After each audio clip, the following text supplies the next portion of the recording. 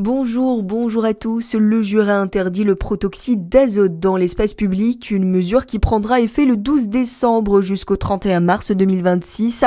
La consommation, la détention et le transport de protoxyde d'azote seront interdits sur l'ensemble des voies et espaces publics du département. Cette mesure vise à protéger les jeunes des risques liés à ce gaz, comme l'asphyxie, les vertiges ou la désorientation, et à prévenir les accidents de la route. La préfecture alerte également sur l'existence de filières organisée et la découverte régulière de bonbonnes dans les espaces publics et véhicules.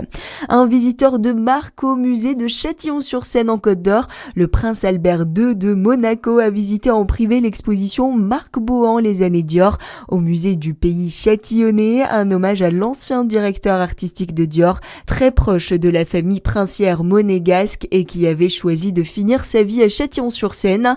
La visite a réuni une vingtaine de personnes dont la fille du couturier. L'exposition parrainée par la princesse Stéphanie se poursuit jusqu'au 29 décembre.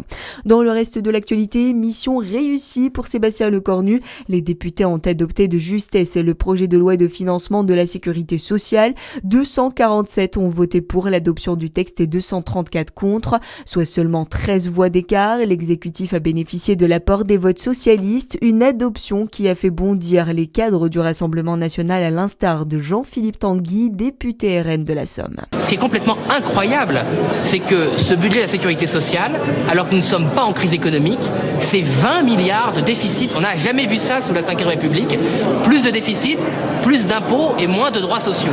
Donc c'est ça, le projet macroniste, c'est vraiment l'agonie du macronisme et c'est les Français qui paient la facture. Tous ces espèces de groupes, ces machins qui n'ont plus ni queue ni tête, où ils peuvent dire à la télé on est contre, à la fin on s'abstient et au milieu on vote pour, tout ça est absolument pitoyable. Mais le combat est encore loin d'être gagné pour le gouvernement Lecornu. Le texte dans sa version amendée par les députés en seconde lecture repart au Sénat pour une nouvelle lecture.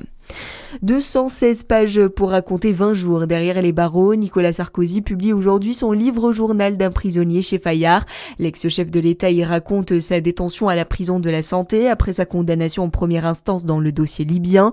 Il évoque notamment une petite cellule grise dans une atmosphère, dit-il, où règne le bruit permanent.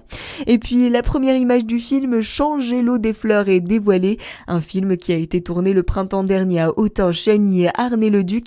Le film a adapté du best-seller de Valérie Perrin, met en scène Leila Bekti dans le rôle de Violette, gardienne de cimetière. L'image dévoilée montre également Léonine Safi et a été partagée par l'autrice sur Instagram.